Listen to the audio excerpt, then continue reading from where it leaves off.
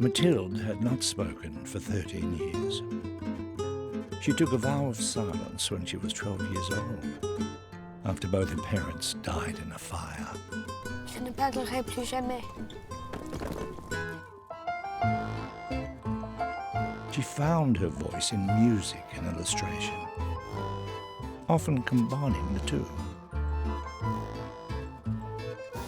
These drawings were her diary, her secrets covering the walls.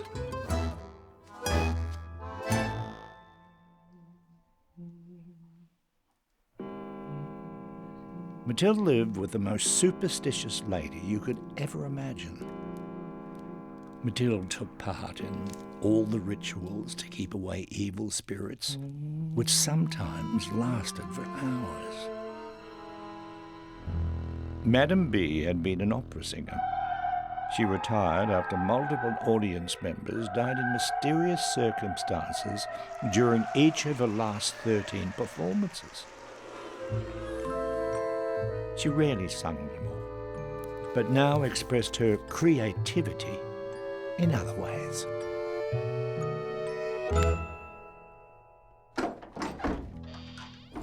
Mathilde's parents died during Madame B's last performance, when the opera house caught fire. Mathilde had been one of the only survivors, and Madame B took her in as a lucky token.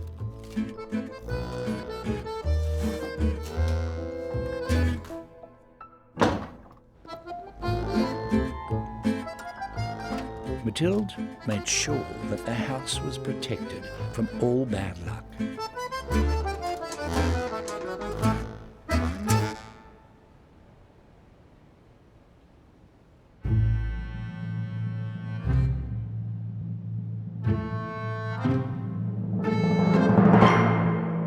Sometimes extreme measures had to be taken.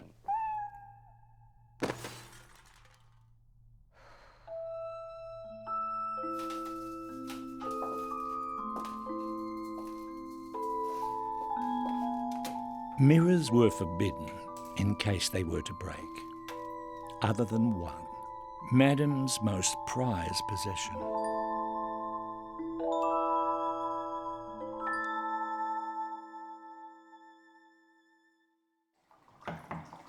Mathilde, I hope that isn't a bath I hear running. You know how I feel about large bodies of water. I'm leaving soon. Come and see me before I go. Madame B went to church every day.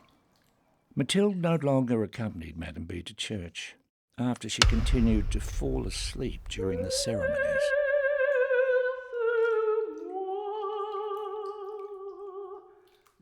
Mathilde couldn't remember the last time she had heard Madame B sing.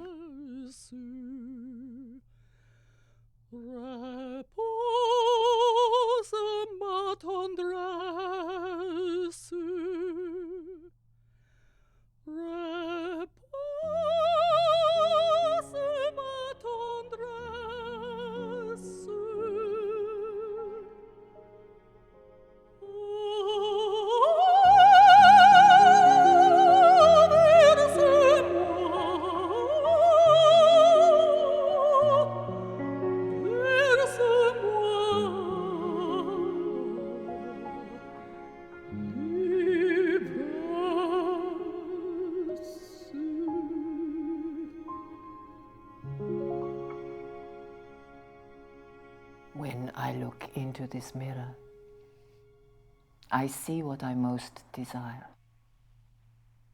Usually, it is my husband standing behind me. Oh, yes. I had one once. He was a glassmaker. One day he claimed to have made unbreakable glass. To prove this, he threw himself at a window made of it. Unfortunately, this window was 13 stories high and shattered instantly. I'll never forget that day. 3 knocks at the door. Only death knocks 3 times. Yes, my husband gave this to me. It may not be unbreakable, but it has other priceless qualities.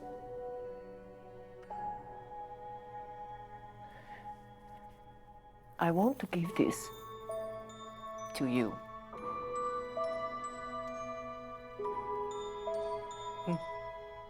It has protected me for all these years.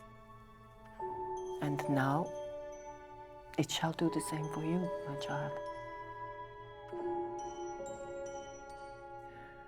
But enough of the past. Fetch me my stick.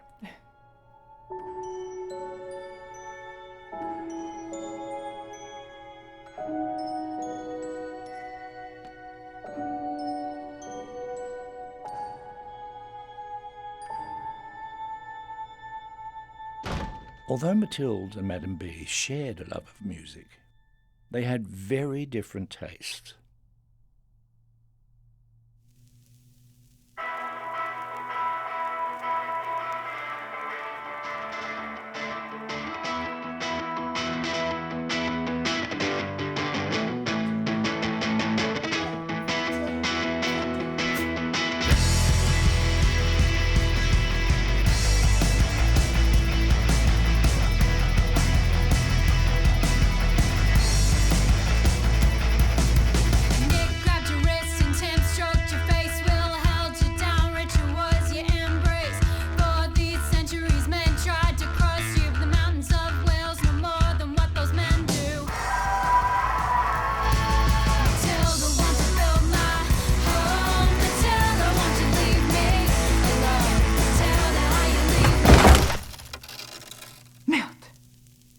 Mathilde had often wondered what her second first word would be.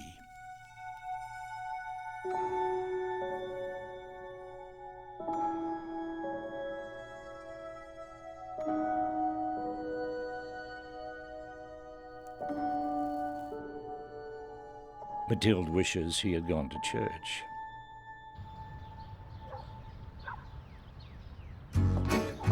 Madame B had always spoken about a special place to go in such a situation.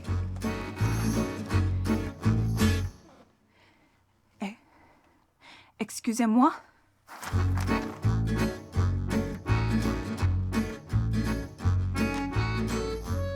This is very special. Very special indeed. There's only one person in the world who can fix this. They aren't here.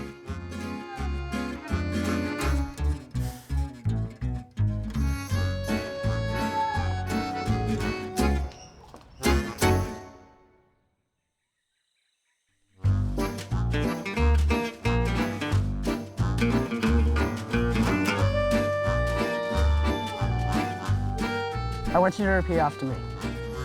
I'm not afraid to use my voice. I'm not afraid to use my voice.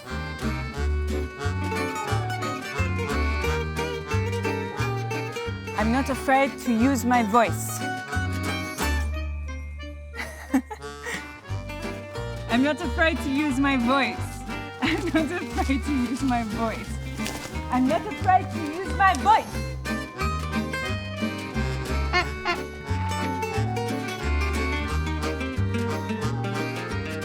Do you believe in fate? Life becomes much easier when you do.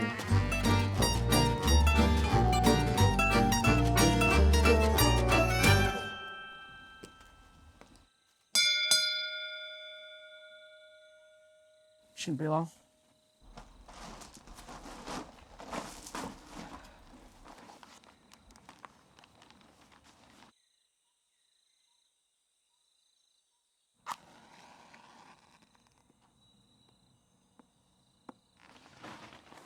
You know, smoking is very bad for you.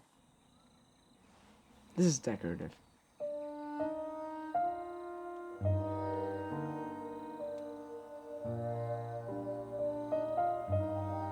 killed them. I killed my parents. I started the fire. It was an accident. And yet you still smirk? It's how I remember them.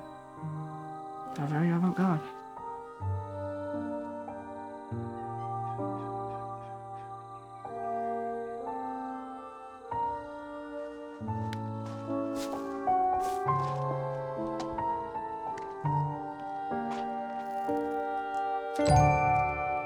It's fixed. Oh, it's fixed.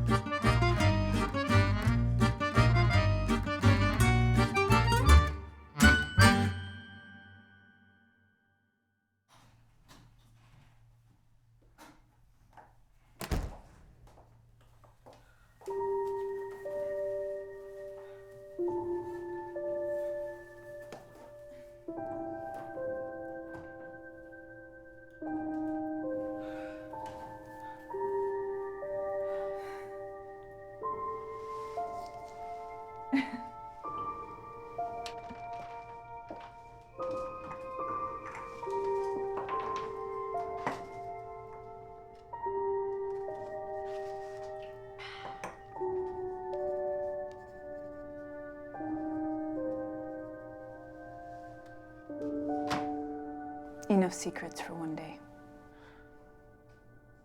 I'll see myself out. Call me. Here's my direct line. She never called, by the way. She did write me a letter, though. How can I ever repay you? The price has been paid.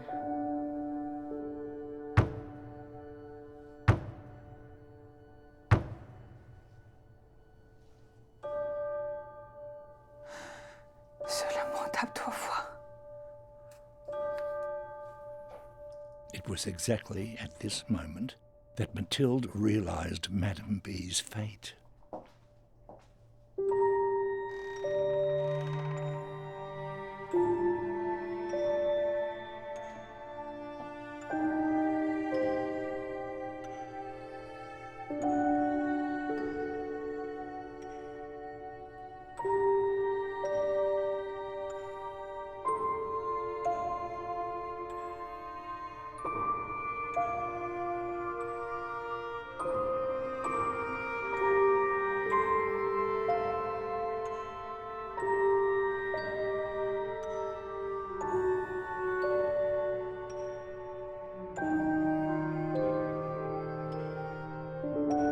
I often wondered what happened to the girl who lost and found her voice.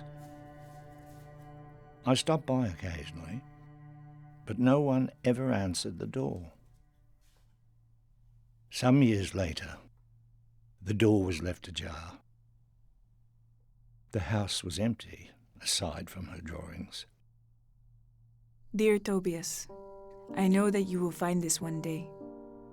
Since that day in the forest, I've never been afraid to use my voice. Do I believe in fate? Well, you were right. It makes life easier. So I try to. Yours, Mathilde. P.S. I quit smoking.